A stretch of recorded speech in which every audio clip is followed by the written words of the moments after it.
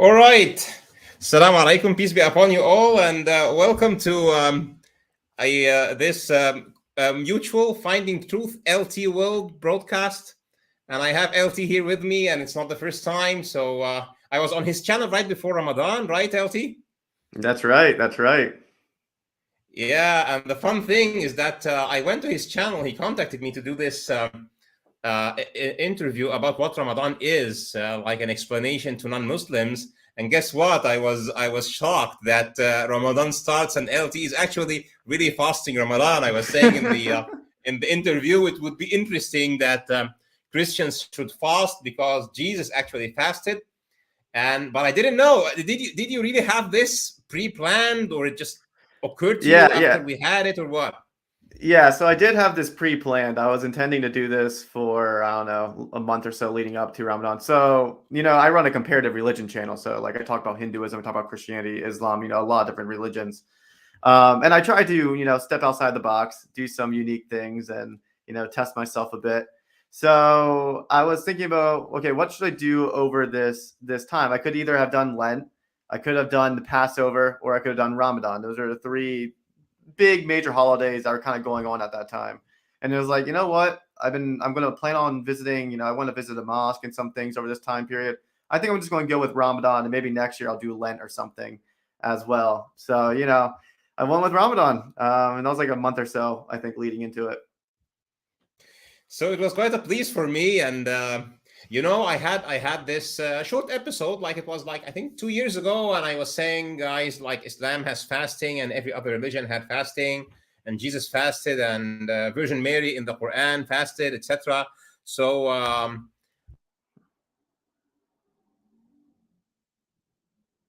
I'm urging Abrahamic religions to try the fasting because it is definitely in their tradition. Mm-hmm. So what were your expectations? How did it feel? How did it change with time? As you know, you had one day after another. How did it feel? Yeah. Well, okay. So let me start with the expectations one, I guess. Expectations wise, I thought it was going to be pretty difficult because I have fasted before this. I did fast for 3 days, no food, just water.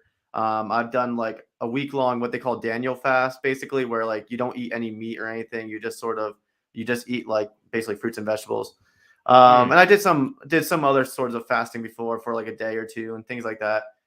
But I never went for this long of a time frame. The longest I ever did was like a week long, semi-fast. So I was like, all right, this is gonna be different. It's gonna be interesting. Now, granted, all those experiences, they had water in them, right? So they all had water. Yeah, they all had water. Yeah. No other drinks but water. Yeah. So I was like, you know what? This is gonna be different. So I wasn't exactly. I was like, all right, I plan on going the whole way. I plan on doing the whole thing. But honestly, I wasn't sure. I wasn't sure how much energy I was gonna have or how much willpower I would have by the end of it all. But once you get at least halfway, you're like, you know what, I need to finish this. So I think expectations wise, I was just concerned about the length of time it would be, because it would be something I never did for that long time period. As far as my like actual experience goes, oh man, it started off kind of like the first week was pretty rough, I would say. My body wasn't used to it. Extremely hungry during the day, and I'm the type of person who can't eat a lot at once. So like I would only eat like a regular sized meal in the evening. Like I wouldn't eat that much because I would just feel sick if I eat too much. And then getting up really early in the morning, I was just like, man, this is exhausting. But the first week was pretty rough because I wasn't really used to it. But I did say, I kind of did some updates on my channel and stuff, obviously. I did say, like, by the end of it, my body, I think, just got used to the routine. So, like, I wouldn't get nearly as hungry during the day. And then by nighttime, I was fine and stuff, obviously. So I think my body got used to it about, after the first week. I was like, all right, I can do this. And did you change? Because I thought I would reach out to you about the kind of food you're taking for suhoor, for example. So suhoor is what you eat at dawn. And I was Hmm. thinking, in more Islamic traditions, you will eat things at suhoor that are, that will stay in your stomach for some time, like Yeah, beef, yeah. like these things. You would have dates. I was happy to see you getting used to dates later. So how did your diet change? How did you adapt in terms of what you're eating or not, what you're not eating? Yeah, I dove in head first, not really knowing anything. So Hmm. I think the first week I was just kind of eating whatever. I wasn't really thinking about too much about what I was eating. Although later on, I tried to incorporate more pastas into my diet a little bit. I do remember trying to make some pasta and stuff at some points because, like, you know what? That's why I had a lot of spaghetti at that one point during the fasting challenge because I Yeah, was like, it takes longer to break down. It stays in your stomach longer. And I could eat it cold in the morning for breakfast after, if I after drinking water or something, so like it could hold me over for a longer time period. So yeah, so like I started trying to incorporate later on more grains and things that would break down over time. And then also by the end, dates and fruit were starting to be included into my diet routine by the end. Um, yeah, because one, I learned actually over the challenge that dates was a traditional food that would help break fast. I wasn't aware of that until I started doing the challenge. yeah, And then obviously, I don't know if you've seen the video I recently just uploaded about me visiting the mosque in yeah, New Jersey. But there, the guy also explained like 3 dates breaking fast is pretty traditional. And that was my first time trying a date when I was there. And that was like the week before Ramadan was over. So I tried my first dates there, and I loved them. It was actually really good. I didn't think I was gonna like them for some reason. You look at them; they look kind of funny. yeah. They don't look very attractive, but once you bite into them, you're like, They oh, they're pretty good. they don't look like anything else because they are kind of dried fruit, but they're juicy from inside and they have all this nutritious value. It's really amazing. And I think somebody tried to do this experiment where he would only eat dates, and if you eat a single kind of food for long enough, it's like toxic or something. It seems that dates is one of those rare exceptions, that if you just only have your dates as your only diet, you will actually survive. They have the minerals, they have the sugars, they have the fibers. I don't know. They're a full meal in a fruit. So yeah, very very amazing. Absolutely, yeah, Interesting. Yeah, I wouldn't and know. they're tasty too. Oh yeah, they are tasty. That was the thing that I was when I bit into it. I was expecting it to taste more like maybe like a raisin or more like I don't know, something along those lines, a little bit more bitter. But Yeah, it's actually decently sweet, so that was pretty nice. and meaty. There is this element of chewiness and like toffee kind of thing Yeah, sometimes. yeah, yeah. It has a Yeah. sense of like thickness to it. A lot of fruits tend to be very. I don't know. Wait, what's dates considered? Is it considered a fruit or what would be considered? Well, yeah. So according to Islamic scripture, actually, there's this thing. I'm sure there's something scientific behind it, but there are, fruits. This is a category, and then there are things that come from palm trees. Obviously, dates comes at the top of that, because this is the kind of fruit that comes out of a palm tree that was known in the Arabian Peninsula. Of course, in other parts Hmm. of the world, you have like things like coconuts, for example. Um, but according to the Quran, for example, dates are like a separate category. So the Quran will be talking, for example, about fruits and grapes and things that come out of palm trees as a separate category. So it Okay. mentions things like this. So and also it has this sort of separate category or separate characterization of pomegranates. The red things that Yeah. come that are like small grains inside. Yeah. So yeah, I think it's a fruit because it comes off the top of a tree, but the Quran treats it in this very special way, and Hadith, also Sunnah, treats it in this very special way. So it is Sunnah, for example, to start your day with dates, even in normal days, Hmm. and to break your fasting with dates, and to and dates is considered a kind of money in Islam. Hmm. So it is Okay. sometimes a measure of wealth. Okay, and Hmm. sometimes it's a measure of value.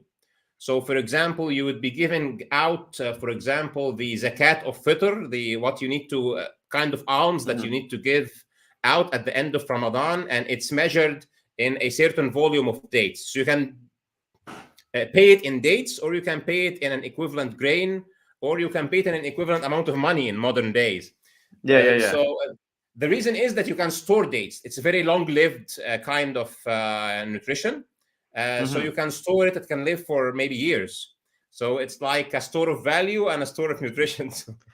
Yeah, well, Yeah, that's the nice thing about dates because I always get other fruit like right now I have strawberries and raspberries in my fridge, and they're about a week old and already they're starting to look like they're about to be thrown in the trash. yeah, So since I yeah, live by myself, like I don't go through fruit fast enough sometimes, and I have to throw about a quarter of it out at least. But yeah. yeah, it is funny because the dates are still good. They're still long lasting. They live very long, and maybe I'm not sure, but maybe that's why grapes are also in a separate category, because you can convert grapes to raisins, and in this Yeah, case it will really time, and it was very popular yeah. in the Arabian Peninsula. So let's look in this. How did it feel spiritually? Because we discussed this before Ramadan. Did it? I remember I've seen this one or a couple of your shorts where you are saying that it's starting to push you into contemplating, into thinking. How did that work out with you? Yeah, so I would definitely say different days had different effects. Your moods and things impact how you, I guess, your spiritual experiences. But I would say the first week, the first week I was extremely hungry all the time, Yeah, and so within the first week, the hunger I was always aware of the hunger, so therefore it kind of makes you aware of what you're doing, if that makes sense. Like you're not hmm, fasting just for the fun of it, you're fasting for a purpose or a reason. And yeah, I would say in general, a lot of religions, that's why they fast. Not just Islam, like Christianity, fasting within Christianity or fasting for anything. It's supposed to remind you of what you're doing. It's supposed to remind you to pray. It's supposed to remind you to think of God. Because your hunger, the hunger kind of builds up inside you, and you're like, all right, I'm hungry for more than just food. I'm hungry for God. I'm hungry for his revelation. I'm hungry for what he has to offer. yeah. And so it definitely reminded me to pray more often. I'll start with that much. Because of the whole hunger thing, especially the Wow. first week when I was experiencing a lot of hunger pains, it Wow. reminds you to pray more often. Throughout, the rest of the month when the hunger pains weren't quite as severe, it still was a consistent reminder to, continually keep God in my thoughts and to pray and stuff like that. And then Yeah. in regard, the one thing I think I mentioned this in one of my shorts that I put on my channel, is that I never thought about the empathy side of things. So I saw in my comments some people said that fasting helps you empathize with people who are poor, or who can't afford food on a regular basis. And I never thought about fasting in that regard. I always thought about it in the sense that I deprive myself of something for the sake of being reminded of God. But this gave me kind of a new perspective on, like, not only can it do that, it can also fasting can help you accomplish empathy for those who lack the means to afford food. And it helps you understand hunger, helps you understand the desperation people can be in depending on, the day. So Yeah. that was a new insight that I never quite thought about, and that was thanks to my comment section giving me a little bit of insight on some of the benefits of fasting as from a spiritual standpoint, obviously.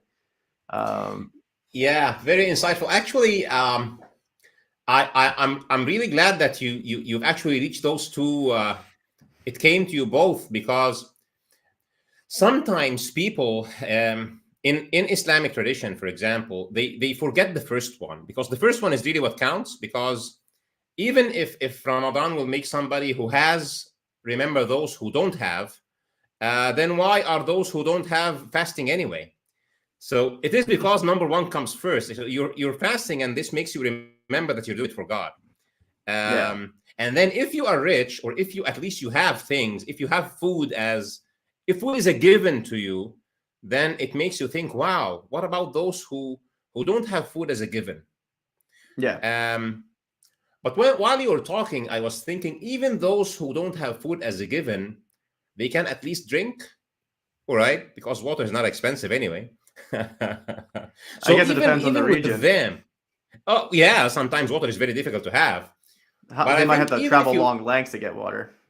absolutely, yeah. So I'm thinking even if you don't have food as a given or you don't have drink as a given, it takes you to a different level. So if you have little food, you think I can even survive without. If you have water, you can think, what about those who don't even have that, etc. So I think it will take you from, because having nothing at all, no drink, no water, nothing, I think is a very difficult level. It applies to few of humanity. Yeah. And even if it applies to them, they have a part of the year, if they're Muslim, for example, where they think, wow, we are suffering this for long parts of the year, but guess what? We can actually do it willingly. Hmm. And it elevates your level of resilience definitely to a different level too. So yeah, but I agree with you completely that it is, number one, it will push into your mind thinking that you're doing this for God, and it will take you to a different spiritual level from that path, and it will also definitely elevate the level of empathy to a And I completely think different level. also, this is actually one I didn't mention before because I just thought about it now. I think it forces you, fasting in general, again, I'm just speaking in regard to fasting as a whole. It forces you to practice self control because the hungrier you are, normally the moodier you become. Generally speaking, hungry people tend to have, more mood swings and aren't always as happy. Yeah. But if you're actively fasting, and you're so there, okay, I'm going to take a reference. So there's this passage in the Bible where it talks about, do not put on your face, do not make it look like you're fasting. Basically, don't make yourself look miserable, don't twist your face up and stuff, and oh, I'm fasting. But rather actually put on good clothing, shower, look nice, and be kind and presentable, and don't talk about your fast because you're Hmm. doing that all for the wrong reasons. So it forces you to practice self-control and to have control over your passions, your desires, your thoughts, which within the Christian tradition is actually one of the fruits of the Spirit Yeah. that is produced by God and within your life, is that you are able to actually practice self-control and overcome sin in your life and overcome evil desires. Yeah. So I think definitely fasting helps in that regard too.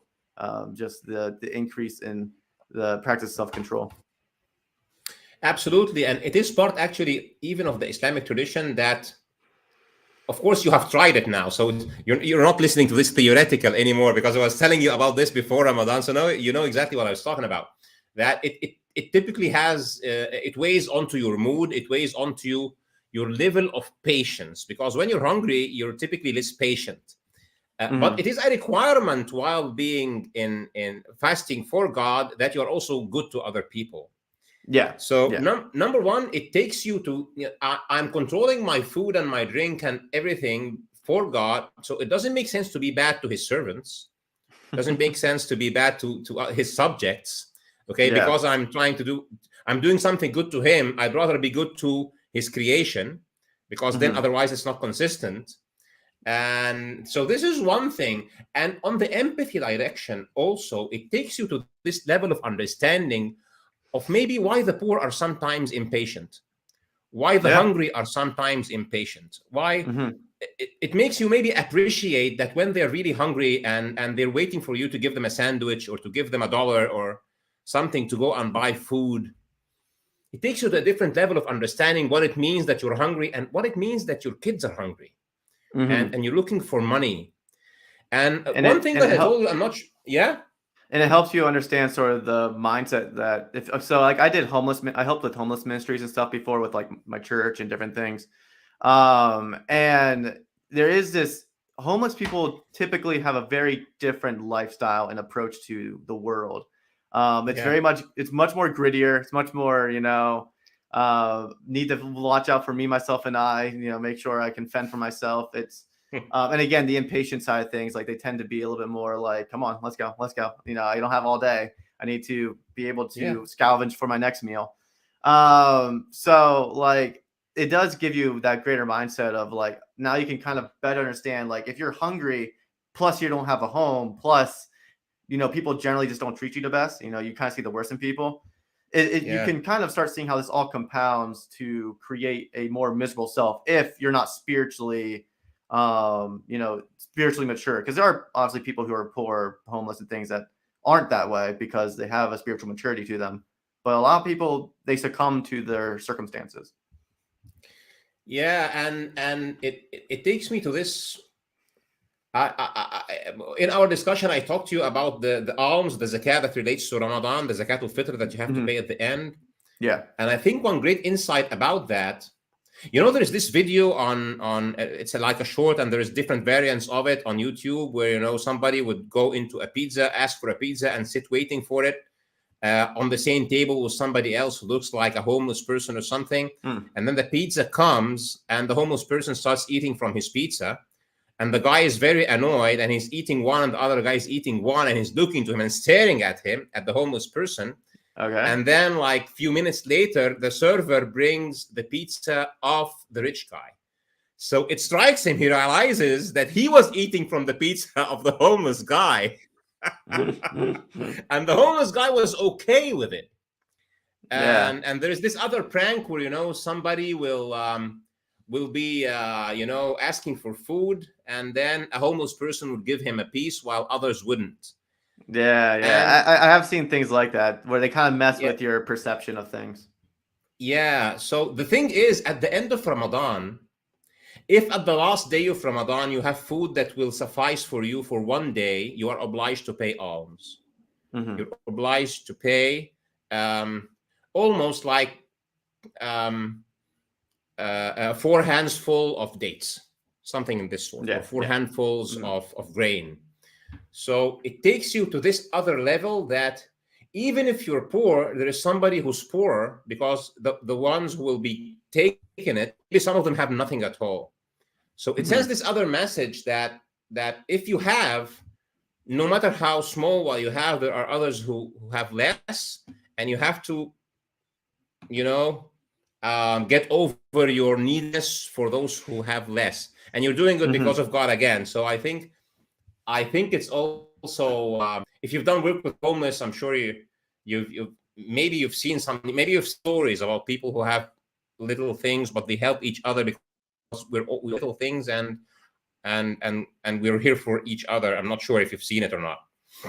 And some of the ones I did, I may not have necessarily seen that exactly. Because, so like, for instance, I helped out at this one place where basically they would take like basically a U-Haul truck with a bunch of like canned goods or, non-perishable food, and just basically pull it up to this Hmm. building. And then we would just unload crates of food as people without means or lower class people, or, whatever you want to identify them as, would basically pull up with their shopping carts, their baskets, and things, and just wait in this long line as we're Hmm. basically just handing them tons of unperishable food. So like that was one that I helped out with, and then another type of one that was a little bit more personal was we would literally like walk the streets of like New York City or something, and then Hmm. take people into the restaurant and buy food and things like that. Generally, obviously, we generally avoid giving them cash for multiple Yeah. reasons. But we'll Yeah. generally we'll like talk to them and then try to get them to like go out to eat with us and enjoy a meal, and then give them a gift card to, I don't know, a grocery store nearby. Wow. So that type of stuff. You know that the original Islamic tradition is that you pay the alms of fasting Ramadan in food. That's why I was Mm. telling you, sometimes you use dates like money.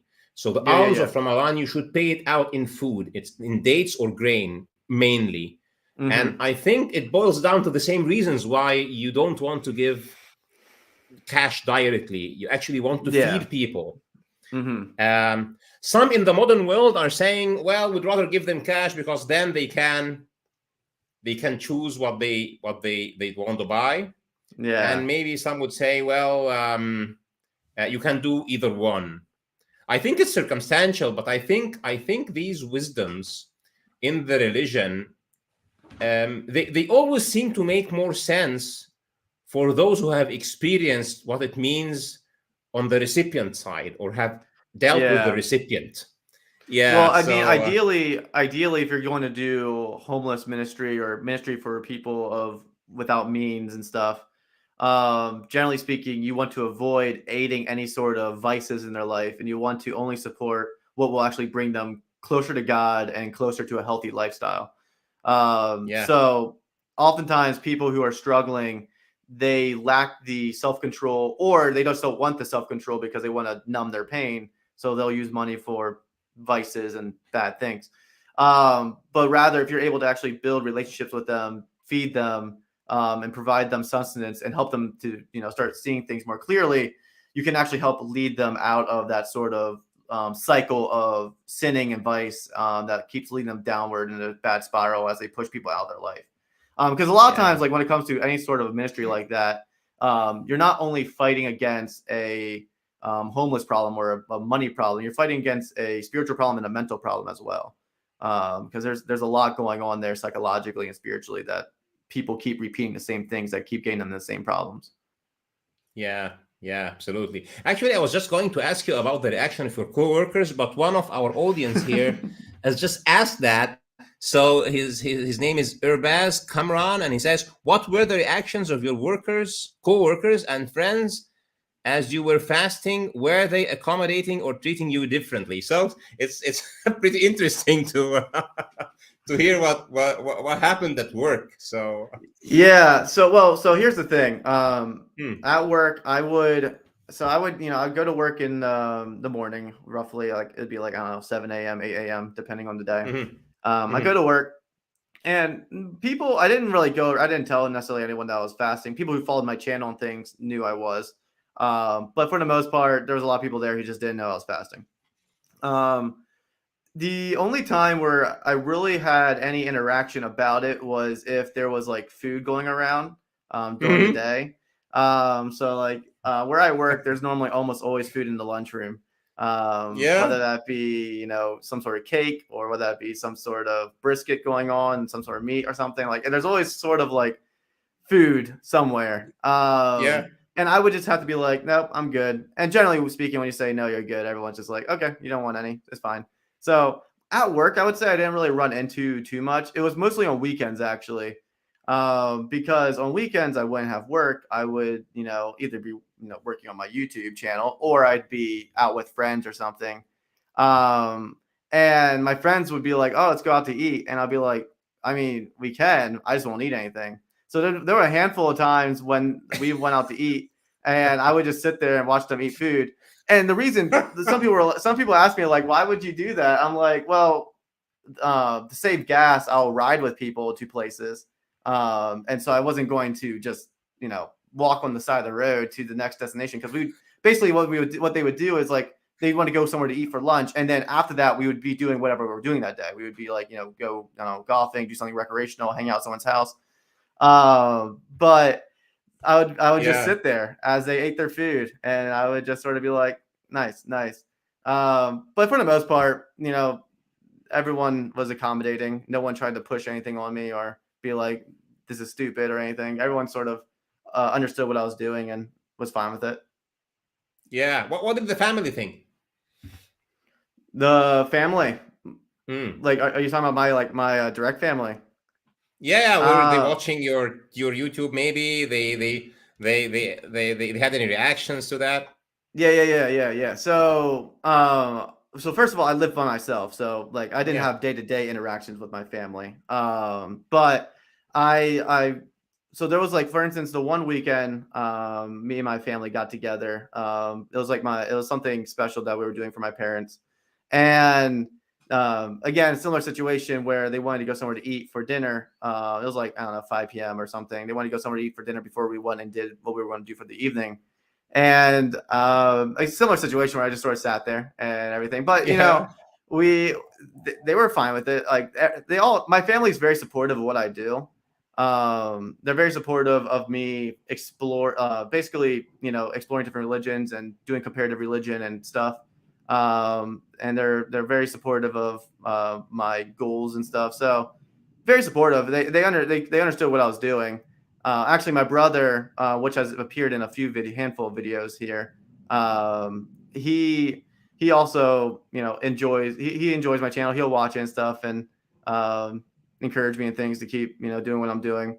But Yeah. yeah, so for the most part, my family was supportive, although I don't have day-to-day interactions with them. So it was only like offhand situations I would interact with them about these type of things. Yeah. So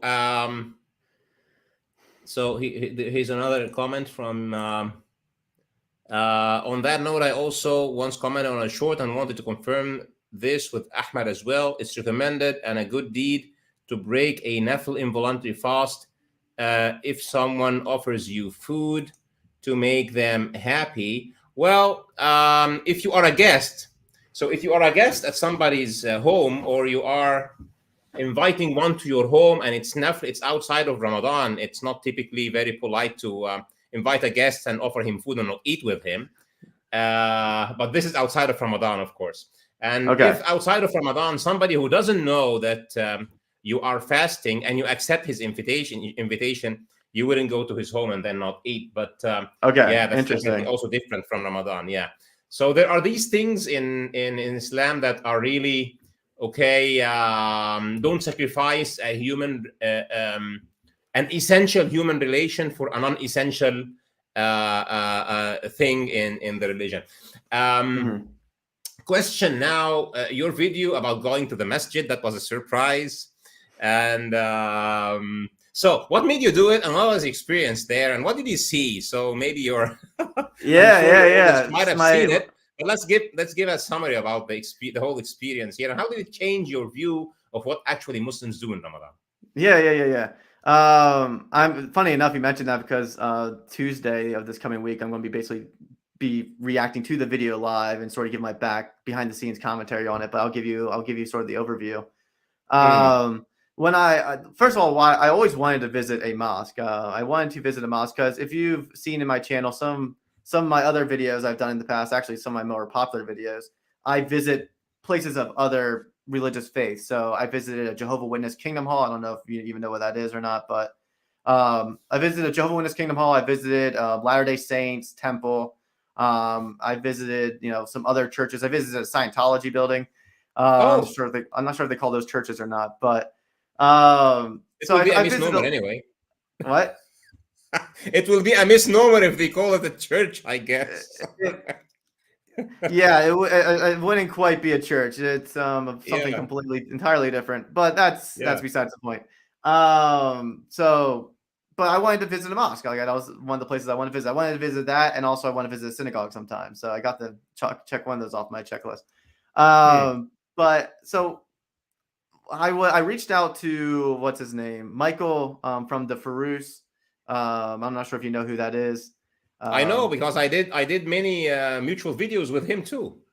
Okay. I thought you Yeah, did. I wasn't sure because I was like, I yeah. think he knows him, but I just wanted to verify. So yeah. Anyway, I reached out to him because I did an interview with him, and I was like, hey, by chance, do you know if I could? Because I knew he lived near where I lived. He didn't live that far from me. Only a few Yeah. hours away. So I was like, what if we, did a video where I came to the mosque with you and, just kind of got a tour of the place and was familiarized with it, especially over Ramadan, ideally, because so this Yeah. all happened within like a week's time. So I reached out to him, like it was like a couple of weeks, maybe before the end of Ramadan, and he got back to me within a couple of days. And then I got back out to him, was like, all right, let's make this happen. What days work? We were going back and forth all date scheduling, and then a few days later, we were up on the road going to the mosque and Hmm. basically ready to jump right into it. Now the funny thing was my brother came with me. That was the guy who was handling the camera most of the video. Uh-huh. He's not familiar at all with cameras, so I should have spent more Hmm. time showing him how to operate the camera and how to work it, because halfway through the video people noticed that it got kind of blurry at some points, and the reason was because he increased the exposure too much, and the camera was having a Hmm. hard time rendering the footage. So I should have spent more time with him, but everything was really happening really fast, so it just kind of happened. But it worked out. The video turned out fine. I'm okay with it. But so Yeah. anyway, now back into the actual meat of what happened there. The guy I ran into, funny enough, was named Ahmed as well. Oh. So he was the guy giving me the tour, and we ended up running into one of the imams there. I forget what his name was now, but we ran into one of the imams there. The place is not just a mosque though; it's a mosque and a school, Yeah. a private school, in association with the mosque. And so it was more than just that. But when we were entering into the mosque, I realized, one, you had to take off your shoes. Well, at least there you did. He said, like, if you would be at another building or something that's not a mosque, you normally don't have to. But they said for the sake of cleanliness and because people are going a lot of people go through there in a day's time, bowing down on the ground. We don't want it to be dirty and stuff with shoes, so we asked that you take your shoes off. So we took our shoes off. And we went inside. That happens in every masjid in any Muslim country. Typically, you don't have shoes inside a masjid. Yeah. And that explains why in a lot of the videos I've seen of in the past from mosques or large Muslim congregations together is that they're barefoot. I often notice that. I never really thought about it, but now that after going, it makes sense. Oh, do those Muslims wear shoes at all, or what? Hey, look, I have a friend who loves going barefoot all the time, and he'd rather be barefoot than wear shoes. He only wears shoes because he has to. So, hey, more power to anyone who wants to do that. But anyway, so when I showed up there, I was asking a little bit about some of the decorations and stuff that was going on there. And he's like, well, most of it's just traditional, like, Arab art style. He's like, not necessarily have anything religious connotation to it, which didn't surprise me because unlike Orthodox like Catholics and things where they have icons, Islam very much distances itself from anything like that. So that didn't surprise me that the artwork. What? It's totally forbidden. It's totally forbidden to have any drawing for something that, especially for a living thing, other than a plant. Other than a plant. If it's a plant, it's okay. Yeah. Yeah, that's why like all the artwork I saw there was pretty much either shapes, geometrical, or something like a flower or a tree or something. Also, there's a lot of either verses from the Quran, or there were a lot of Ramadan. What were some of the? What's the saying? Ramadan Makbir? Is that what it is? I forget. It's like Ramadan Kareem or Ramadan Kareem. Yeah, that one. Ramadan is generous. It is generosity in Ramadan or something. It means that around these lines. Yeah. Mm-hmm. So that was interesting to me, just observing all. And there is also Ramadan Mubarak, which means blessed Ramadan. That was the one I was thinking of. Yeah, Ramadan Mubarak. Yeah. That's so it. There were a lot of those around as well. Especially within the school, they had kids have that like written out and then like drawn in collars and things. So those were all over the place as well. But once we entered into the prayer area, as we would call it, I guess, I'm not sure if there's like the mosque, basically the mosque part of the building. There was the ablution room where they would do ablution before prayer, which I realized that there was a specific, you're not supposed to use that much water when you perform ablution, which absolutely I wasn't aware of. I knew you used water, and I knew it was for ritual purity and things like that. But I didn't know that there was like, you're more supposed to use that much water. You're supposed to kind of just keep it as limited as possible. They had a funny meme in there where it's like, it was like showing a bunch of people splashing in the water, like, do not be this person, basically. So that was pretty funny. Wow. Yeah, actually, and let me tell you this. I like giving you extra information if you'd like. So go ahead. Yeah. So there is a hadith that says you shouldn't be wasteful with water during wudu. Wudu is ablution. Even if you are making wudu at the shore of a river. Okay. So it is part of it to be not wasteful with water, regardless how much water you have access to. So you build the habit of respecting water, and this is typically part of being not wasteful, because if you can be not wasteful with water, especially in this age. So talk about, people who are talking about taking care of the environment, taking care of nature, taking care of resources, keeping something for others, etc. If you can do it with water, you can do it with anything else. That's for sure. So I mean, water is like the most important resource out there. So absolutely, But so that was like what, and also there was two places of entry, one for women and one for men. So, and I mean, already assumed that going in there. Yeah. but there was 2 points of entry, and obviously the men go in. There's like a ablution room right to the right, so like that was one of the first rooms there after you take off your shoes. And then you walk in, and so the interesting thing though was the mosque itself. I think I didn't know for sure. I didn't ask him this. This is just me speculating here. But I'm assuming when it was first built, there weren't nearly as many people there. I feel like it wasn't built to accommodate the amount of people that now attended there. So like at this point, he said I think there was upwards to maybe 1,000 people a day who would go in and out of that building, and things like that. So like it's a pretty big place. It's like it's near an urban area, so. But the actual like original like what looked like the mosque room could only accommodate maybe a few hundred people at most. So like it was definitely Packed. They had to set up. Yeah, it was definitely packed. And by the evening, they had mats ruled out in other rooms. The gym area, they had mats ruled out for prayer, because they just didn't have the space to accommodate them all in that one room, where the imam would be performing the prayer. So they had TVs set up in these other rooms where people would be praying to accommodate for them who weren't able to get in there in so time. they can listen. Yeah. So they could listen and they could see the imam doing doing the prayers. So it was very interesting seeing that, going into the traditional mosque room, if you will, where the imam would be, because the imam was with us at this point. It was actually pretty nice. We got to run into him. He was like, "Hey, I'll show you around before we have to jump into the next prayers and stuff." And inside the room, they had, I forget what the Quranic verse was. They had a Quranic verse on the wall. They had a bunch of Qurans and some Hadith and stuff throughout the room that people could read and stuff. And people, even when the prayers weren't going on, there's people in there reading. There's people in there interacting, and there's prayers and stuff going on as well. What was interesting to me was I wasn't sure if what sort of they were like, we talked pretty normally in the room. They didn't seem to be overly concerned with being overly disturbing. Like we weren't shouting or anything, but like they didn't seem necessarily overly concerned with breaking up something that was very religiously sacred with like silence or something. So like for instance, within, I know, traditional old Jewish tradition, I'm not sure within rabbinical tradition what it is now, but within the Old Testament tradition, there would have been this place of like within the temple, the holies of holies, where only the high priest could go. And even within outside the holy holies, there was other places where only a select few Jews could go, and so forth. Like I didn't know if that was the type of scenario I was getting myself into, where it's like extremely closed off, but it was like very open, very. This might not be the right word, but it seemed very casual for a religious setting. I'll put it that way. Not saying that it wasn't a sacred place or that it wasn't important, just simply the atmosphere struck me as a little bit more casual than I expected.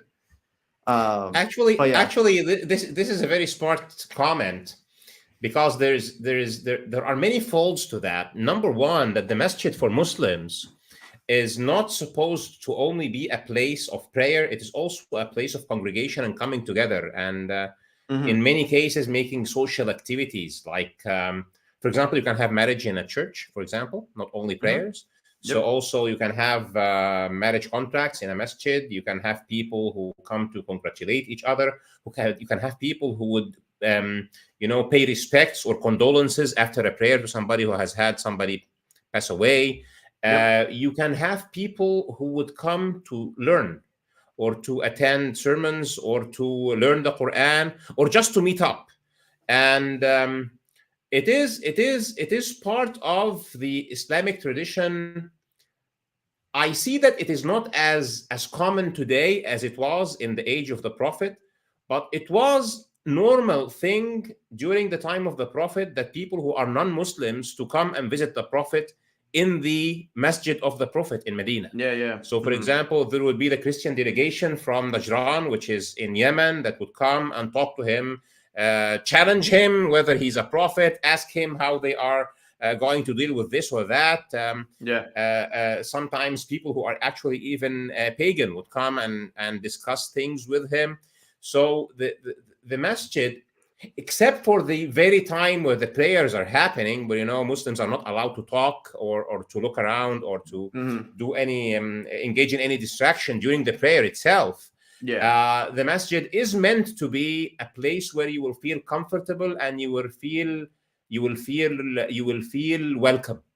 Yeah, It and I should be mean, a very welcoming place. Yeah.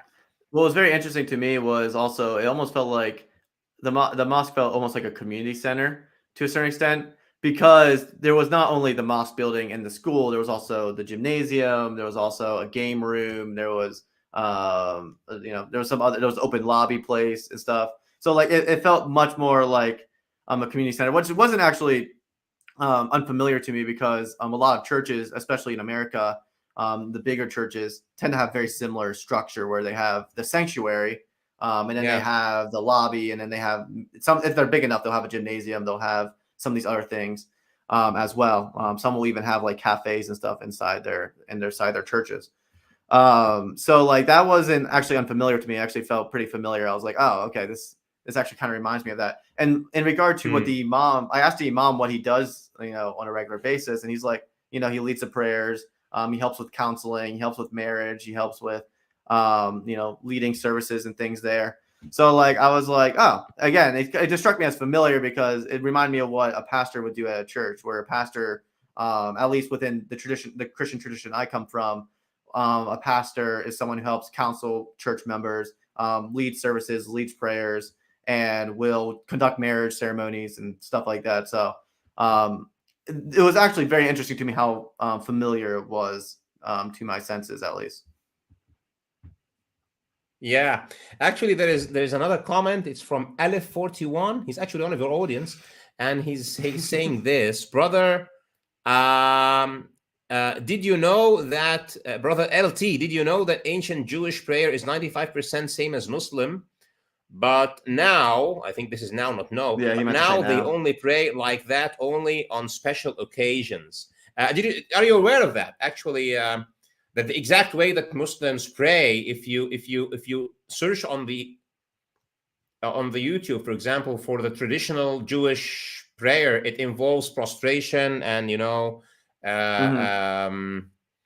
very similar, because the exact way of the Jewish prayer is mentioned in the Quran in one of those verses that Mm-hmm. Allah is speaking to Virgin Mary, and He's telling her to go and do sujood and ruku'ah. And the ruku'ah is when you are like this, and the sujood is Mm-hmm. when you completely bow down. So the ruku'ah is bowing down, and the sujood is prostrating. Yeah. So yeah, but for some I reason was they don't do it now. Well, I was aware of, within the funny thing about the interesting thing about Jewish tradition is since the New Testament time period, that was kind of when the rabbinical teaching came in. And then rabbinical tradition really did affect how Jews practiced their faith. And it kind of evolved with time as the Talmud grew and as their commentaries grew. Now, Yeah. Judaism is, I don't know if the word fractured is the word I would use, but it's very Hmm. diverse. It's very diverse nowadays. Yeah. But yeah, I was aware that at least some sectors of the Jewish tradition did pray quite similarly to Muslims, at least at one point in time. I wouldn't have been able to tell you if it was 95% or what percentage it was, but I was aware that there was a more traditional form of prayer within the Jewish tradition, at least at some point. And Yeah. again, what's interesting to me about the Jewish tradition is when the rabbinical teaching was introduced in late BC, early AD time period, it really did impact how the faith was practiced. Because throughout the Old Testament and even before the Talmud and things like that, the way they would have practiced their faith looked a lot different. Yeah, and I told you I did read Mark. I mean the Gospel of Mark, and Mm-hmm. I remember there it was describing the way Jesus was praying, and I think at one part of it, Jesus was praying in the sense of prostrating, putting his face to the ground, exactly like Muslims were doing. And also Christians don't pray like that anymore. It's like the kind of sit down kind of prayer or stand up Well, it kind of depends. prayer. At least in my tradition, it depends on what sort of prayer was being conducted to a certain extent. Depends on the scenario. A lot of times when Christians are on their knees and they do the sort of prostration form or something like that, it's generally a moment of what we would call probably, uh, how should I word it? Maybe complete, basically, maybe complete submission, complete, laying down. It's like a symbol of laying down one's life before God. It's like, I give you Yeah. everything. I'm going to put myself in the most vulnerable position before you. I entreat you for mercy. And like, it's kind of like, so that does take place within the Christian tradition. It depends probably on what sectors you look at, how often they'll do it. And I'm not sure within Mark what passage exactly you're referring to. I think you might be referring to the Garden of Gethsemane, but I might be wrong, because I know in the Garden of Gethsemane, Jesus is seen praying in a pretty strict manner, but I'm not sure. That would be the only one off the top of my head I could remember. Yeah, it was like more than a year when I read it, but I'm sure if you Google it, you'll find Jesus actually doing, because Jesus was a Jew essentially. He came from Jews. He was following. Yeah, he was following the exact way that you would be a perfect Jew kind of. And yeah, so if you have tried fasting like a Muslim, maybe you can try praying like Jesus, because Jesus prays like Muslims. Actually, the way he's described to pray is the way the Jews were praying, which is very similar to how Muslims are praying. Here we have, I think, Vikram. He is he was referring when I was saying, even if you have a river, he's saying, does Arabs have rivers? And actually, this is a misconception. So there are Arabs in Iraq. These definitely have rivers. There are Arabs in Syria and Lebanon and Palestine. This is at the time of Prophet Muhammad. These were Arab tribes, and until today, they are Arab tribes. So there were rivers all over the place. There were rivers in the southern, or at least even in desert Sahara of Hijaz and Najd in the winter, and sometimes there is rainfall on the mountains. It will form some temporary rivers. So yeah, Arabs were quite familiar with the concept of a river, and they traveled all over the world because they were traders. So they went trading to Egypt, they went trading to Iraq, to Syria, to Khorasan, which is like close to India and Afghanistan and Pakistan, etc. So they were very familiar with rivers, that's for sure. Yeah. So what happened when Muslims were praying? How did you find this scene, and what thoughts came to you? And did you see them having iftar together, breakfast together, and did you sit with them and have it? How did it feel different? Yeah, that must have been interesting. Yeah. So I'm trying to remember now the order of events, because actually in the video I did structure most of it chronologically, although at the end I did kind of just take snippets and put them together what made the most sense. But I'm trying to think. When we first arrived, we started. The Ahmed did his, I think, 6 p.m. prayer when we arrived, and then he came out to us and he was like, "Hey, let's start the tour now. We can go." And so we started the tour. Then that went on for about an hour, and then after about that hour, I think was when the iftar started.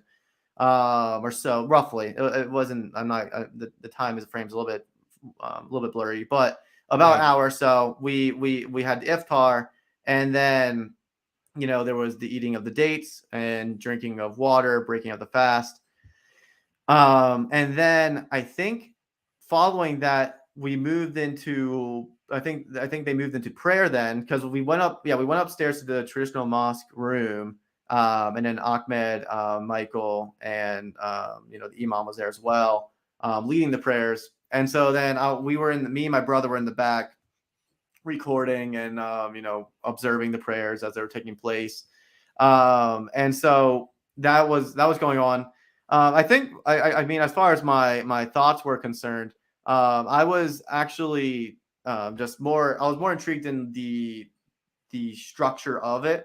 The how many times were they prostrating, how many times were they on their feet, standing up, and going down. And also I was like listening. Because in the beginning there's the call to prayer, and then there's the actual prayer. And so it was just, I think for me, it was just observing the experience and better understanding the structure of it. And I think it was also interesting that it was kind of funny seeing that all these people are bowed down, and there'd be like 2 small children standing there just looking around like what's going on. They're like 5 years old or whatever. They're just kind of like hanging out there like, they would look back at me. A couple of them looked back at me and just kind of smiled or whatever. So it's kind of funny. And They must then have been wondering how come this guy is not praying. yeah, they're probably like, "What's this guy not praying?" And also, Yeah. I mean, to be fair, I was also probably pretty unique because me and my brother were probably the lightest, the palest people there. There was Ah, like there was a couple, white people mixed in there, but for the most part, they were from another ethnicity of some sorts. yeah, yeah, So my brother actually made the comment. He's like, "This would be the first time I feel like I'm actually like a minority in a group gathering." yeah, Because in America, a lot of people, tend to be white. So yeah, not that like it didn't matter. I just thought it was just an observation that we made. Like, oh yeah, and yeah, we're actually the odd ones out here. But so there was that, and then I think also the other aspect of it was there was people who were kind of like coming in late during the prayer, like they'd be coming during the middle of the prayer or while the prayer got started or whatever, and they would yeah. look like they almost looked like they were trying to either catch up or they would stay later and just kind of finish out the prayer without the imam leading. So I'm assuming whether that be traffic or whatever it may be, they got there late, and so they were performing the prayers kind of on their own to a certain extent. But yeah, I think those were the main things I observed and the things I was paying attention to. Yeah. So if you arrive late to the masjid and the prayer has already started, you will join and you will actually follow the exact moves that the imam is doing. And then when he finishes, you would compensate what you didn't catch up in That terms yeah, of that complete makes sense. rak'ah. Yeah. Yeah, that would make So sense you, then. you you wouldn't come in and you started from the beginning, so you are not in sync with the others. So it's praying in congregation is also there's this element of we are all in one, and so we move like one body. So everyone stands together, bows down together, stands again, prostrates, sits up, prostrates, etc. So it's like a big body of people. And when you were talking about people needing to put mats outside of the masjid, it reminded me because this year it was like a huge congregation in Mecca. I'm not sure Mm, if you've seen the pictures, mm-mm. but this year was the first year where the rows of people doing the prayers in Mecca, it reached, I think, 4.5 kilometers away in the streets, people lining up to 4.5 kilometers away from the masjid, and they had to have speakers. So you can imagine this 4.5 kilometers from every direction. It was like there were millions of people there, definitely this year. So yeah, sometimes, and there is a secret. Typically, it's not supposed to be that way, but typically because people in Ramadan they have a elevated spirituality, etc. So they go more frequently to the masjid.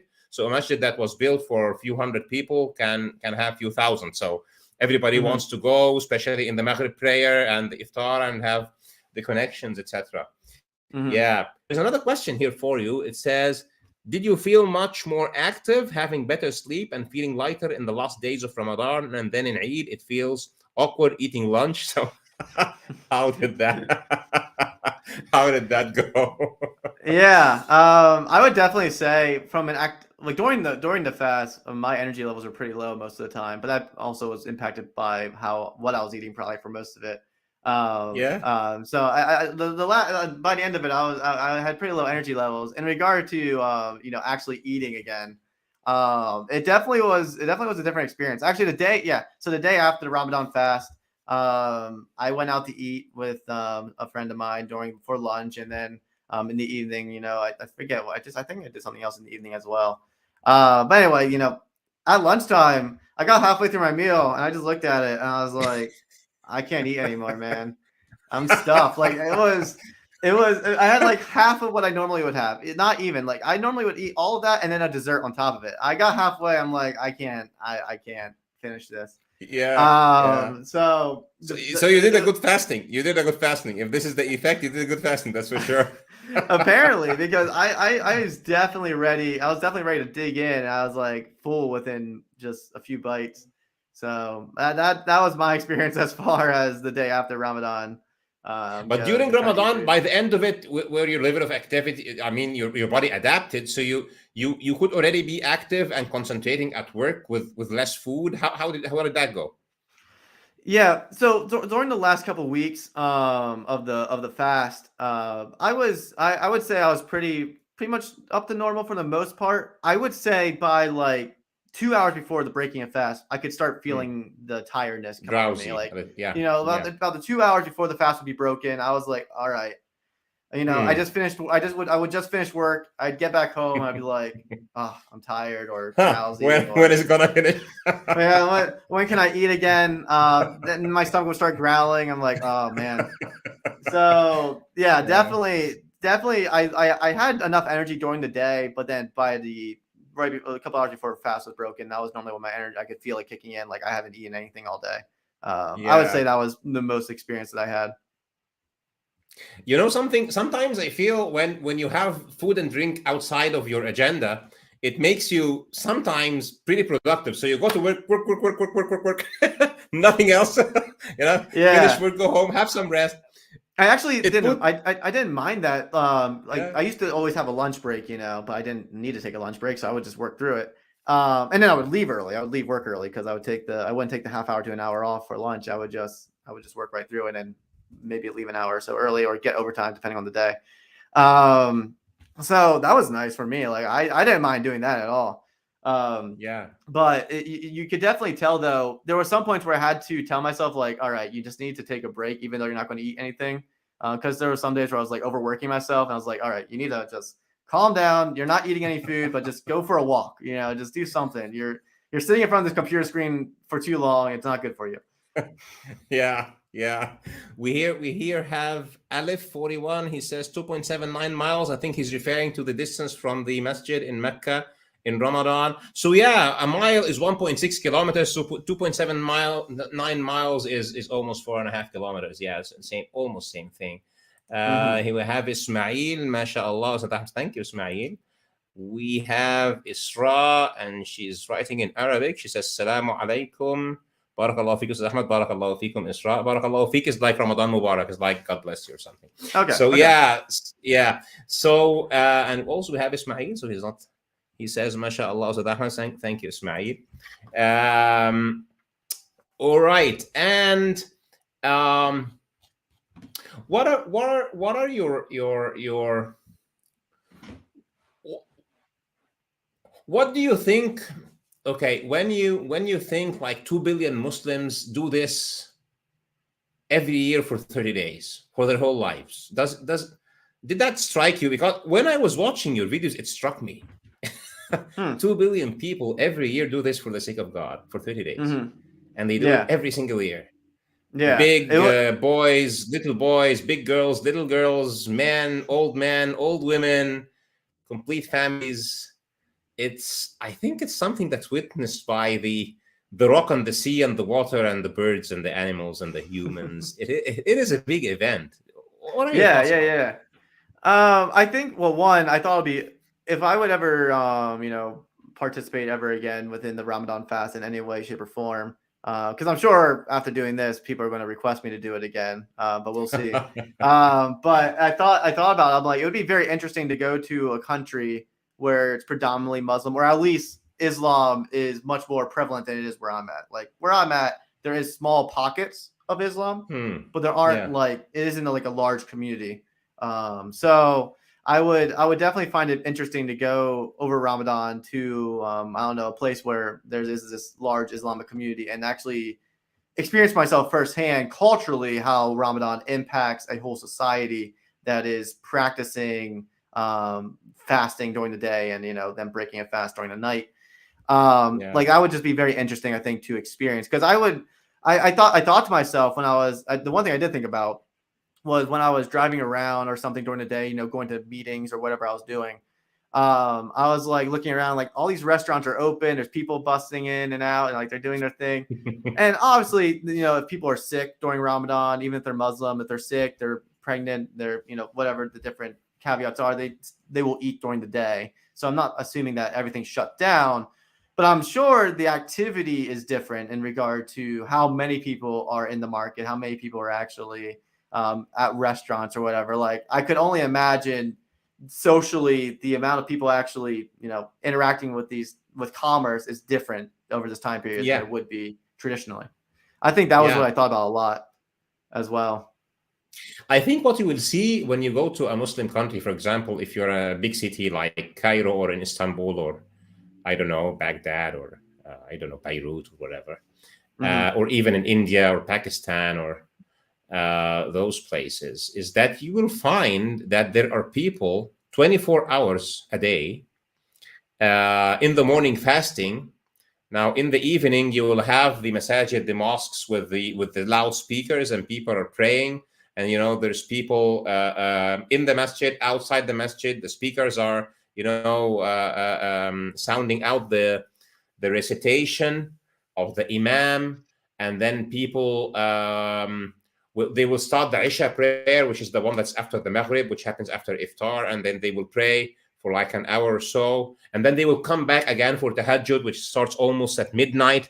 So you will find that, though, that's the big event for me, that 2 billion Muslims fasting the morning, praying the nights, a huge amount of generosity. So people like to have iftar with each other. If you are in a traffic light in Cairo, or or in any a populated place, you'll find people handing out food for each other, because you would like to have the thawab, the good deed of offering iftar for somebody else. It's really wonderful to feel this. So yeah, if you try it in a Muslim majority country, it's that the whole city changes, transforms into a place of worship. So that's why I think it is something that's witnessed by the land and the sea and the heaven and everything, that there's this huge mass of people, and people's attitudes definitely is much better, and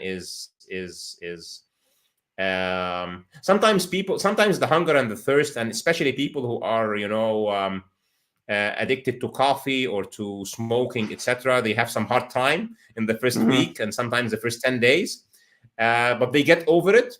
I wonder why not most of them, they can get off. Actually, you can actually get off smoking or any kind of negative addiction during Ramadan. Some people actually use it for that, so they would get over those things in Ramadan. But it's definitely an experience. Yeah, that's for sure. Yeah. Yeah, so that's for sure. Here's something. How many languages would you like to learn? I think this relates to your masjid. Yeah. Well, I Videos, made a right? comment. Yeah. I think I made a comment during the video where I was like, it would be great if I, could learn all these different languages. Now, see, I think the comment came up because, within the Islamic tradition, it's very, it's you memorize the Quran in Arabic, and Arabic is the original language that is like the authentic Quran. And within the Christian tradition, it's less like that. It's more like as long as the core message is preserved, the language that it's preserved in isn't as important. But I made that comment because within even Hinduism, there's Sanskrit, there's Hindi, and there's these different texts that the Vedas are in, and then if you want to go back to the original manuscripts of the Bible, you would be going to Hebrew and Greek, and they would have also spoke Aramaic. I'm not sure if there's any actual written Aramaic translations that I'm aware of, but you would have all these ancient languages, and it would just be very interesting to actually be able to be fluent in all these ancient languages and read some of these ancient texts in their own original language. But I think that's kind of what they're making reference to. That I made that comment. That'd be very nice if I was just an expert in all these languages and could just read everything and not have to worry about it. But hey, that's just the territory. We all have our limitations. Yeah. And in regard to travel, I would love to travel if I was big enough and had the ability to. Yeah, so he's actually also asking you about travel. So maybe, yeah. Next Ramadan you can do it in a Muslim country, maybe, who knows. So Alec also says God in Aramaic is Allah. Yeah, actually learning the original languages of scripture is something that is very interesting to me. So I find, for example, Hebrew, which is pretty close to Arabic actually. It has also a sense of eloquence like other Semitic languages. And reading a verse in the Old Testament, or in the let's say in the Tanakh in Hebrew, it feels different to read it, in the original language. And Mm-hmm. if I say like Jesus said so and so, and Jesus was speaking Aramaic, I think it feels different if I hear it in Aramaic and I can speak Aramaic rather than hearing it in, I don't know, English or Spanish or French or something. Mm-hmm. I can more comfortably say that Jesus said that if I am saying it in his language. Mm-hmm. Or maybe convey it in, for example, God speaks on Jesus' tongue in the Quran, saying Jesus told them this and that, and he's saying it in Arabic, not in Aramaic, obviously. But since we believe that God is the one who revealed it to Jesus, he would be giving the exact accurate translation. I think there are many issues, like when you were saying, the Jewish tradition started, branching so much, because the rabbinic and the Talmudic traditions started taking more momentum. So yeah, I think definitely learning the languages is great. So to sum it up, how does it feel after all this experience? How would you wrap it up? How would you put it in a nutshell? I would definitely say I enjoyed being able to, again, the whole purpose of what I do on this channel is to better understand other cultures, do comparative religion, have a better. So there's a proverb within the Bible that says if one gives a response without first knowing what the person believes or says, they are a fool. And so there's this idea within wisdom that you try to learn about other belief systems. You try to learn about what they practice, what they do, and engage with them in that way, so that you can have better conversations and better wisdom and knowledge for whenever disagreements do arise, you actually know what you're talking about too. And that's another thing I constantly see within different atmospheres, is that people don't know actually each other, what they believe, and so they talk past each other. So again, I think this experience and the interactions I've had at the mosque with Muslims, and the conversations I had during it, the experience itself, all of it has helped me just better understand what Muslims believe, what they practice, and I can now have a greater understanding over this time period of what they go through and stuff like that. It definitely has opened my eyes to all those, and I think at the end of the day, if I was sum it up all in one or two words, it would be understanding and empathy. That would be the one. Like those two things, being able to put yourself in someone else's shoes and see what they do and go through, stuff like that. Yeah, yeah. Great. I would definitely think that um, I'm not sure, but maybe going through also the experience of fasting Ramadan with Muslims, maybe it can also give you what it meant that Jesus has fasted for 40 days. Did you think about that?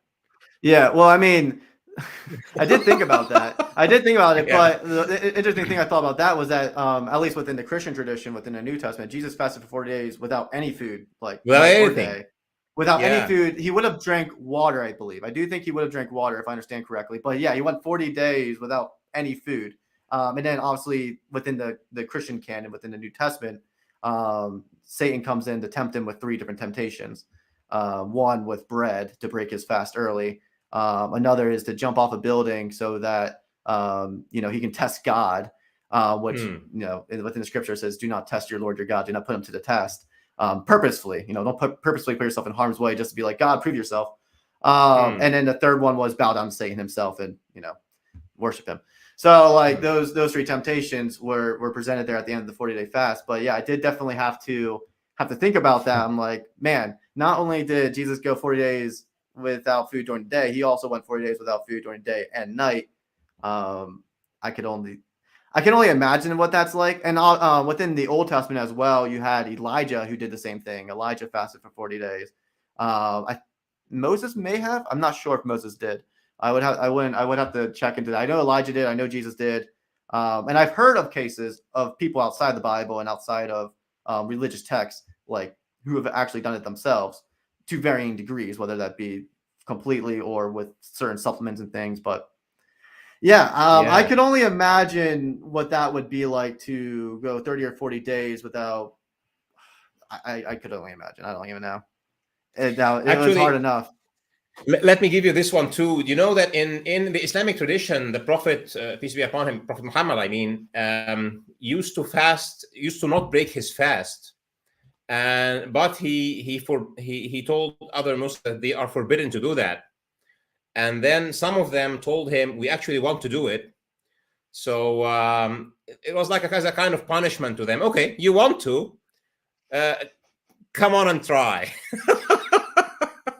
So they did the first day, and he didn't break his fast, and they tried. In the second day, okay, they were like falling apart. On the third day, they said, okay, what can we do now? So he then told them, okay, now you've tried it, don't try to do it, because I'm a prophet, and there is sustenance coming to me from God. So Interesting. So in Islamic tradition, you are forbidden to join 2 days of fasting together, like the Islamic fasting without food or drink. I think it's kind of dangerous if you don't even have any water. So maybe Jesus had water. Maybe, as you say, I believe I would have to double check, but I do believe Jesus was drinking water. I know for sure he wasn't eating food, but I don't know if he would have. I think he was drinking water though. In Elijah's case as well, I think he would have had water. Well, in Elijah's case, it doesn't necessarily say that.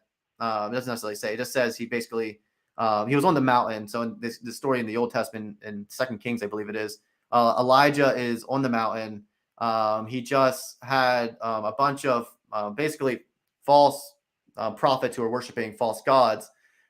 He just had them be judged. And the queen wanted him dead, so he ran to the mountains. And then, he was like, God, kill me. I don't want to live anymore, basically. And then ended up, going to sleep, and an angel came and provided him with food and drink and stuff. And he's like, you need the rest. Here, eat some food and drink. God's going to be, speaking to you in the mountain and stuff. Like, so he rested for so many days, got food, and then fasted for 40 days as he traveled up into the mountain. And then in the cleft of the rock, God's like, Elijah, like, what are you doing? So that's another story of someone fasting for 40 days that thinking about. I'm seeing a comment in there. Did Abraham in the Bible fast long periods? I'm trying to think off the top of my head how long Abraham would have fasted. I don't know if the Old Testament explicitly says how long Abraham would have fasted. I can the accounts that come to my mind. Oh man, I know the ones I can't think of any long fast I can think of in the Bible when it comes to Abraham. That one's slipping my mind. I know they're within the Old Testament. God makes a covenant with Abraham and establishes. He says, like, I'm going to make many nations. Which following that, I mean, obviously Muslims and Christians will disagree to a certain extent about what son carries the promise to a certain extent, but it is fascinating how over half the world is Christian and Muslim, and they both go back to the two sons of Abraham, Ishmael and Jacob. Wait, Jacob? I think it's Jacob. Yeah. And Isaac. Isaac. Yes, Isaac. Yeah. So like, it is very fascinating how God said, like, and God within even the Old Testament told Hagar, Ishmael's mother, that your son, even though from the Christian tradition and Jewish tradition, Isaac was the one who carried the promise of the chosen people. He told Hagar, your Hagar, your son Ishmael is going to also give birth to a large nation. So it's just very interesting how that has played itself out throughout history. That prophecy that over half the world now descends from Abraham, as far from a religious, spiritual standpoint. Yeah. Actually, I have two things to comment on what you said. So in Islam, Siyam or fasting has been there in the religions of those who came before Muslims. So, and there is this one nice hadith where a Muslim comes to the Prophet and he says, I want to do many good deeds. So outside of Ramadan, he was fasting, and he wanted to tell the Prophet, I want to fast all the time. So he says, this is too much for you, because it's like you're going to grow old. So you'd rather commit yourself to something that you can persevere on for the rest of your life. And the Prophet tells him, like, then we have Prophet Dawood fast. So the Prophet tells him that the best fasting was the fasting of Prophet David, that is, because he used to fast for one day and break his fast for another. And he did that for the whole of his life. and we have Interesting. those verses in the Quran about Dawood, about David, where in the day of his fast he would stay inside the temple, in that place in the temple where there will only be the highest, rabbi or something, and Mm-hmm. and then a couple of Jews would climb the walls and jump inside, and he thought they were going to kill. There is a story about it, but the story is he used to have this one day of fasting, which he also used for worship, and then another day where he ate and he came out to rule. So this was an interesting thing. And then when you were talking about the fasting of Jesus, it reminds me something about Islamic eschatology. So in Islamic Okay. eschatology, in the age of the Antichrist, but by the end times, and the Antichrist is out, and he Mm-hmm. is causing tribulations to people who believe, and then people who believe will have lesser and less food, because he's going to do those kinds of embargoes. I'm not sure, or depriving people who refuse to believe that he is God from food and means of life. Mm-hmm. And then Prophet Muhammad says that the believers ask him, so what are the believers going to do without food?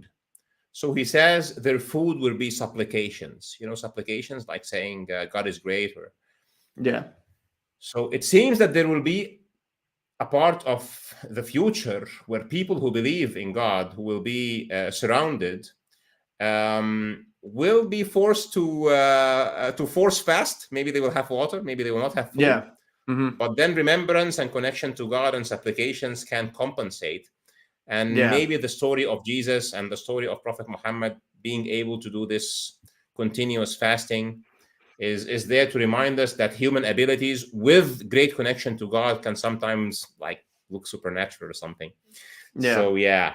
Um, I mean, so that, yeah. even within the Christian understanding of the end times, there's going to be large famines and things. But now the debate within the Christian tradition is whether or not Christians would be raptured before the end time cataclysmic events start taking place or not. That would be up for debate among Christian groups. But yeah, there is this idea that large scale, lack of food will be taking place, that people will be forced to go hungry. Yeah.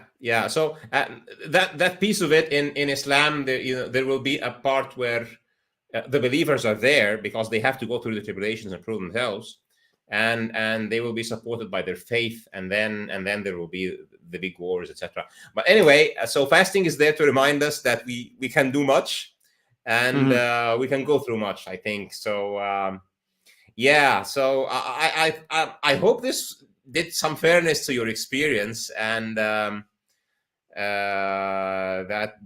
you've gotten out of it with greater understanding to a different tradition, and a great connection is built there that would hopefully last. And thanks for the audience for all the questions. Is there anything that you would like to maybe add to the audience on both sides, or to offer for people to contemplate and think about? Oh man, anything to contemplate and think about. I mean, I think for me, it just always goes back to um, don't be afraid to take the time to understand different standpoints. Because I do see in the comments, Hmm. some people get upset. I know some people do. Sometimes people do get upset with me. They think I should be more argumentative, and focus on everything I disagree with you. Because, like, obviously, I do believe. If someone wants me to say, I do believe Jesus is God. I do believe that Jesus died and rose again. I do believe in the gospel message. Um, but I can spend every day of my life arguing with people, or I can at least try to understand them, so that when I do have those disagreements and I do have those discussions, I can do so with actually a greater understanding. And I think that goes with both sides. I think that goes with both sides. If you're Muslim, if you're going to engage in conversation, please take the time to ask questions and understand what we actually believe as Christians, and actually understand what we believe from these different traditions, even other traditions outside Christianity, before you start engaging in accusations or attacks. So that's what I try to do on this channel, and eventually I do make videos occasionally that are more controversial. But I think it's Yeah. very important for everyone. If I was going to give food for thought, take the time to just learn about someone's faith before you start jumping into debates all the time. I don't know. That's just me. Maybe that would be my food for thought. Yeah, that's very insightful. And guys, even Muslims, there is a big difference between, for example, myself being a Muslim and believing in a very strict kind of monotheism. Uh, and there is another thing, which is having these kinds of conversations with people who are Christians or of other religions, recognizing that it is part of the objectives of Islam to have good relations with people of other religions, especially with Christians. I'm not sure if you know about that, but in Islam, it is predicted that Muslims and Christians, especially as time goes by and we get closer to the end times, that the two nations who will have the greatest love and affection will be Muslims and Christians. So I would actually have to maybe give my audience also the same thing to think of. That I would like LT to be a Muslim. Maybe he would like me to be a Christian. I But this definitely is would. one Yeah. thing. Yeah, but this is one thing.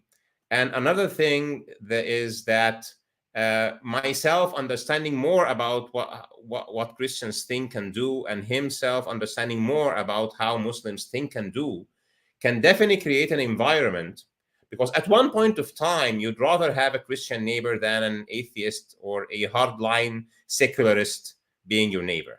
And definitely we would like that maybe LT at one point of time would rather have a Muslim neighbor than have a complete atheist, because guys, guess what?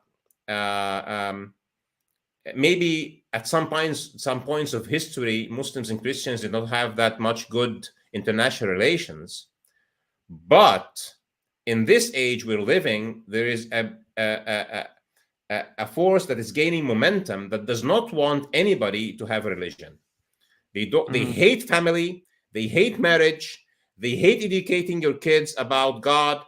They want to take it out of schools. In many places in the world, they have taken it out of schools, and soon enough, they will be teaching our kids exactly the opposite. So, guess what, everybody, Muslims and Christians, we'd rather know more about each other than anything else, because having a Christian neighbor and a Muslim neighbor, and preserving the religious way of life, and preserving the family institution, and preserving marriage, and preserving teaching your kids about God will become more difficult if you don't have good connections with people who believe in God, especially Christians, because Christians. So Muslims believe that Jesus was a prophet and all the Mhm. other prophets. Mhm. So there is one prophet difference between Muslims and Christians. there is Yeah. two between Muslims and Jews. So Christians are the most close, even in time. Um, and there is this prediction in the Quran that Christians will be in a status of the greatest love and affection to Muslims, and we both believe that Jesus is coming back. So Mhm. I was having this conversation with another Christian. She's a woman on her channel, and I was telling her there is a second coming for Jesus in Islam. And Mhm. guess what? Well, if Jesus comes back and tells you, LT, guess what? I'm a prophet, I'm not God, and you believe that this one is Jesus, so issue resolved. Issue It is one of those things what's very interesting is when it also I think the one thing I find very interesting is, one, there is a lot of, there's a lot of differences, but there's also a lot of overlap when it comes to Islam and Christianity. And the thing I tell people is, look, I truly do believe if you are stalwart in seeking out the truth, like you take the time yourself to study the facts, you take take the time yourself to read and to pray, and actually actively seeking out the truth. I do truly believe God will reveal to you the truth. I do believe you will come to the truth if you have an honest, repentant heart and you do want to know Him. And so there is that part of me that's just like, I do believe God will eventually take you to that place. And then there's also the aspect of it where God will ultimately be the judge of me. If I was wrong about Christianity, God has all the right in the world to judge me as He pleases. If someone is wrong about Islam, or someone's wrong about Hinduism, or any of these religions, God will be the ultimate judge, and He will discern between right and wrong, and He'll be perfect in all that He does. And so Yeah. I continue to read, I continue to pray, and I think the funny thing is, off camera, I have a lot more of the more controversial conversations than I do on camera.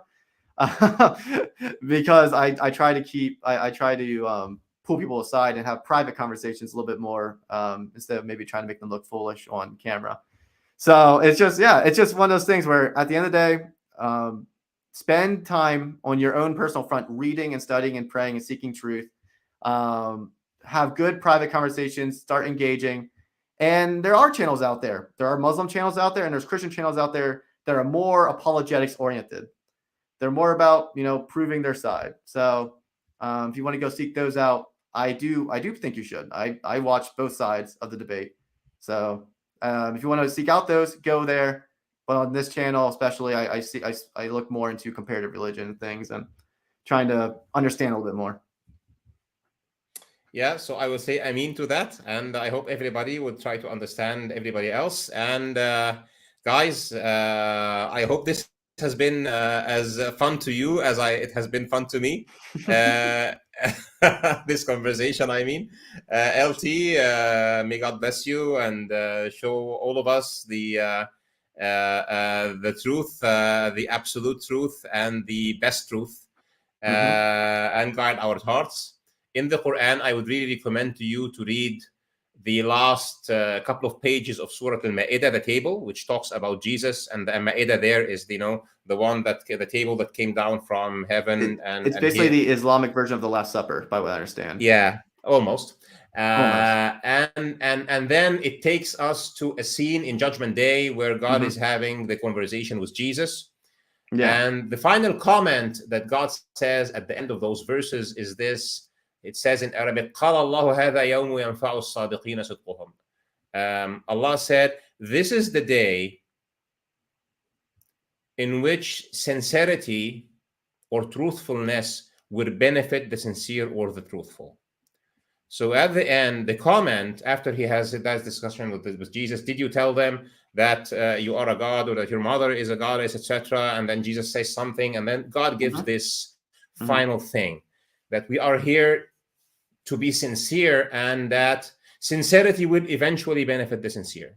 This is the comment that God makes at the end of this conversation. It's a very important comment, and I hope we are all as sincere as we can and meet God as sincere people, and then he will judge. He will judge, and he is the most just, and he is the most merciful too.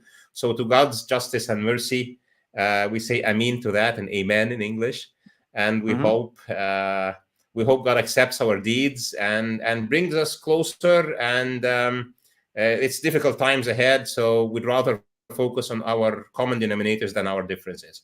What do you think about that? I think there's obviously room for both. I mean, obviously both are important, but definitely from a political standpoint, definitely focus on the common denominators, and constantly engage in cordial conversations about the differences. Actually, Ahmed, I do at one point want to invite you on my channel and maybe a Christian friend of mine, and to discuss some of those more controversial ones where it would be set up as a discussion format rather than debate. So that is something I am looking into. That is something I would love to do.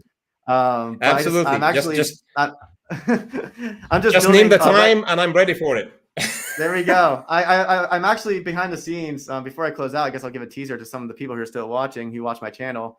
I have been working on a concept of a series where I delve into the controversial topics of religions in a respectful manner, because a lot of times the conversation get very toxic on the internet, especially. So I'm like, all right, how could I create a series where I talk about these hard topics?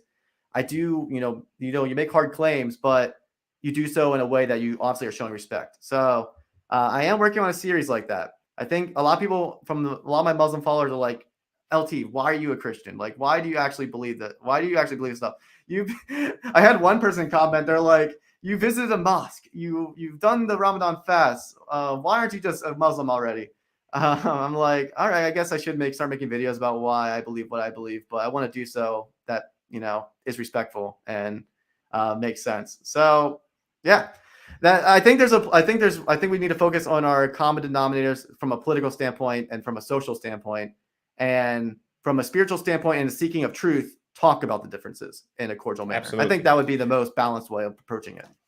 Actually, the key word that you've said is I would not recommend for anybody who would do it the wrong way to engage in it. But if you are able to engage with a Christian or a Jew or a Hindu in a respectful way, to the extent that you can understand his point of view and make him understand your point of view, it is the right thing to do. If you can make it in the best way, this is what the Yeah. Quran says: وَجَادِلْهُمْ بِالَّتِي هِيَ أَحْسَنُ, and discuss with them in the best way possible. This is what it says. So if you cannot do it in the best way possible, rather not.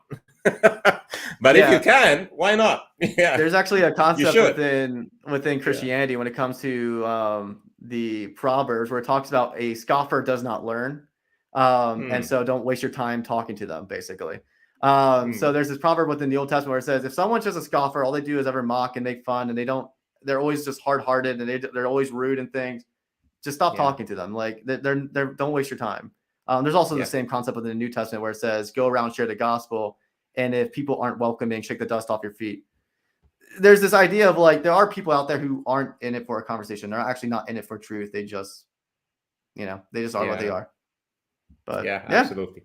So anyway, your invitation is accepted. I would love to come to your channel, discuss the differences between Islam and Christianity in an amicable and seeking mutual benefit kind of way. And as I said, I hope you become a Muslim. Probably you hope I'll become a Christian, but that doesn't means nothing other than both of us thinking that we have the truth and we want to share it. So amen to that. And thank you, LT, very much. And thanks to everybody who's watched this. Please do share it.